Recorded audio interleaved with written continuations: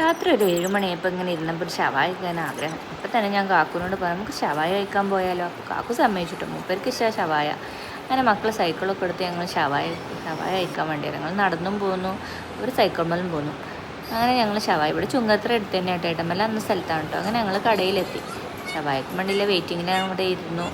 സാമ്യം കണ്ടോ ക്ലാസ്സൊക്കെ എടുത്ത് പോക്കുന്നു. ഷവായ വരുന്ന ത്രില്ലിലിരിക്കുകയാണ് ഷവായ കഴിക്കാൻ വേണ്ടിയിട്ട്. അങ്ങനെ ഞങ്ങളങ്ങനെ വർത്താനമൊക്കെ പറഞ്ഞിരുന്നു കേട്ടോ കുറച്ച് നേരം. അങ്ങനെ ഷവായക്ക് വേണ്ടിയില്ല വെയിറ്റിങ്ങിലാണ്. അങ്ങനെ ഷവായ വന്നു കേട്ടോ. നടന്ന് വന്നപ്പോൾ കുറച്ച് ക്ഷീണമൊക്കെ ഉണ്ടായിരുന്നു. ക്ഷീണമൊക്കെ മാറിയിട്ട് ഷവായ കണ്ടതുകൊണ്ട് നല്ല സ്പൈസി ആയിട്ടുള്ള ഷവായ തിന്നാൻ തന്നെ നല്ല രസമുണ്ടായിരുന്നു.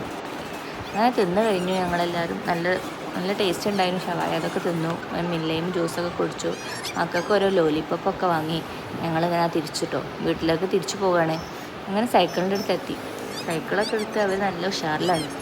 സൈക്കിളൊക്കെ ഉരുട്ടി ഞങ്ങൾ വീട്ടിലേക്ക് തിരിച്ചിങ്ങനെ പോവാണ്. ഞാനും കാക്കും ബാക്കിൽ ഇങ്ങനെ പോകുന്നു വർത്താനമൊക്കെ പറഞ്ഞ്. നല്ല രസമില്ലേ നൈറ്റിൽ ഇങ്ങനെ വർത്താനമൊക്കെ പറഞ്ഞ് ഞങ്ങളിങ്ങനെ പോരുകയാണ്.